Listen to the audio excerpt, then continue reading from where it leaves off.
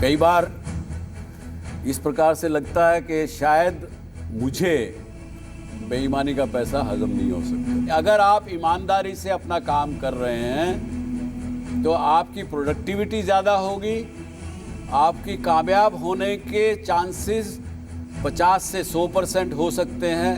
मैंने अपने बॉस के खिलाफ आवाज़ उठाई थी उनकी इलीगल एक्टिविटीज़ के, और मुझे जॉब से निकाल दी गई। लेकिन मैं कहूँगा कि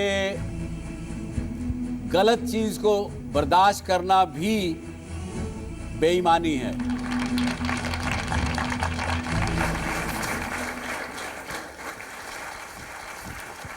नमस्कार। आज इस अवध की धरती पर अपने आप को आप लोगों के बीच में पाकर आई एम सो हैप्पी। पिछले ही दिनों जब आपके यहाँ से कुछ स्टूडेंट्स और आपके नोएडा यूनिट के कुछ लोग मेरे शो पे आए नोएडा में, उनसे मैंने वादा किया था कि जल्दी लखनऊ आऊँगा, और वो संयोग इतनी जल्दी बैठेगा मुझे नहीं पता था। लेकिन आप लोगों के बीच में आकर मैं बहुत खुश हूँ। किसी विषय पर आज हम जो बात करने वाले हैं वो विषय है कि क्या एंटरप्रेन्योर बनने के लिए, क्या कामयाब होने के लिए ऑनेस्टी ज़रूरी है, ईमानदारी ज़रूरी है, या थोड़ा बहुत कहीं ना कहीं डंडी मार भी लिया जाए तो कोई बुराई नहीं। तो उस विषय पर बात करें उससे पहले यदि आपके मन में कोई ऐसे प्रश्न, कोई बात ऐसी उठ रही हो जो आप शो शुरू होने से पहले कहना चाहते हैं, तो I will be very happy to interact with you. आपकी कोई बातें हो तो उसका जवाब भी देना भी चाहूँगा। कुछ हो तो बताइए। मैंने आपके कई शोज़ देखे हैं sir, and you are my idol. मैं अपने बिजनेस वर्ल्ड में आपको मैं अपना आइडल मानता हूँ। जब आपने जी चैनल शुरू किया, आपके एक शो में मैंने देखा कि आपने बताया कि जो शो की टीआरपी थी वो काफ़ी कम हो गई थी एक टाइम पे।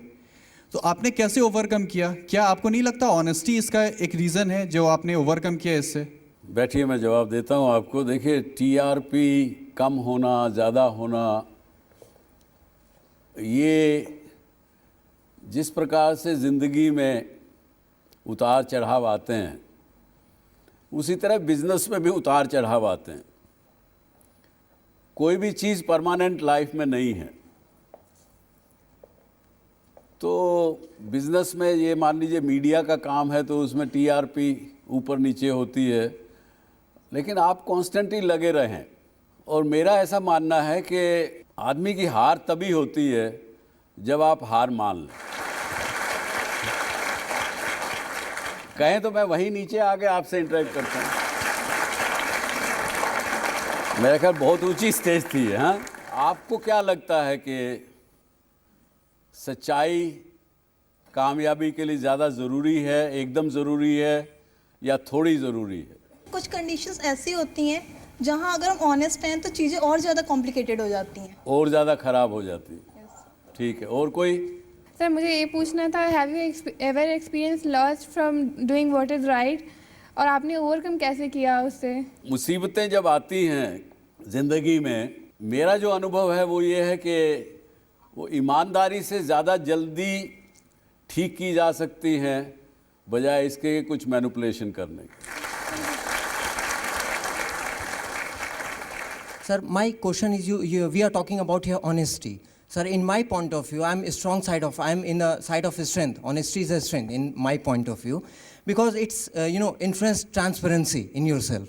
Sir, in one of your show, I heard आपने शेयर किया था अपना एक्सपीरियंस कि आपके बिजनेस में एक बार ये हुआ था कि आपका जो सर प्रोडक्ट था, जो भी कमोडिटी थी, वो एक पार्टी जो है कॉम्पिटिटर को भी नहीं सेल होने देती थी, जिसकी वजह से कॉम्पिटिटर्स की कहीं वो आगे ना बढ़ जाए, और वो प्रोडक्ट्स अपने पास एज अ डंप कर रहे थे वो।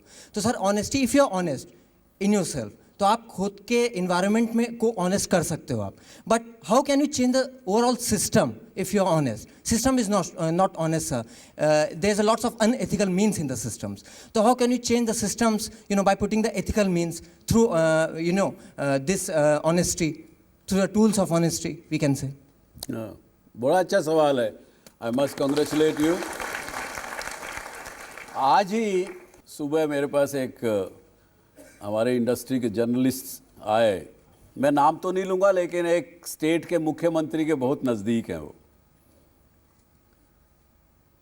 तो मुझे कहने लगे कि साहब मैंने अपने मुख्यमंत्री फलां को एक सलाह दी थी, लेकिन उन्होंने सलाह नहीं मानी, इसलिए वो हार गए, इलेक्शन हार गए।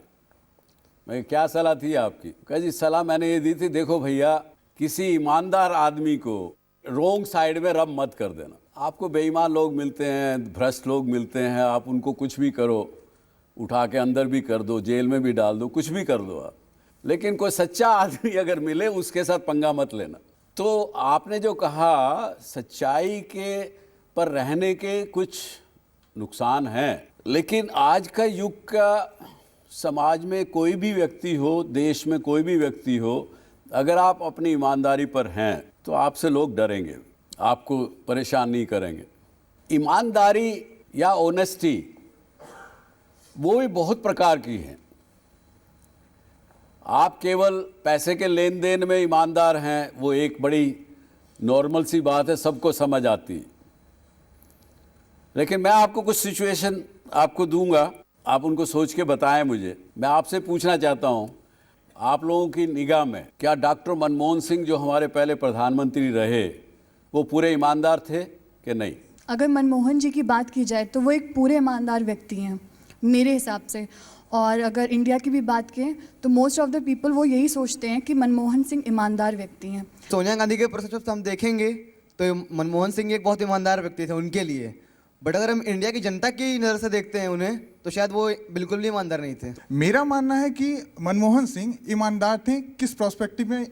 अगर पैसे की बात की जाए, उन्होंने कोई ये नहीं कह सकते कि उन्होंने कुछ करप्शन किया, बट मोरली मैं नहीं कह सकता कि वो करप्ट नहीं थे या मोरली, क्योंकि मैं अगर हूँ, मैं एक सपोज मैं कोई भी बंदा हूँ, अगर मैं पैसे तो नहीं ले रहा हूँ लेकिन मैं देख रहा हूँ मेरे आसपास लोग गलत काम कर रहे हैं और मैं उस पर आवाज़ नहीं उठा रहा हूँ, तो कहीं ना कहीं मोरली ये गलत है। जैसे करप्शन, अभी किसी भाई साहब ने शो शुरू होने के पहले कहा था कि करप्शन क्या होता है। दिक्कत क्या है हमारे समाज और हमारे देश में सर, हम करप्शन को सिर्फ एक लिमिटेड पैसे से जोड़ देते हैं। पैसा कभी भी तो करप्शन का एक बिल्कुल बिल्कुल बिल्कुल आपने बड़ी अच्छी बात की। यही मैं आपसे आज इस शो में कहना चाहता हूं, ये आम परसेप्शन है, रियलिटी चाहे कुछ भी हो। और देखिए ये बात मानिए आप, आज के युग में नहीं, किसी युग से ले लीजिए, जो जनरल परसेप्शन होता है उसी पे ही दुनिया चलती है।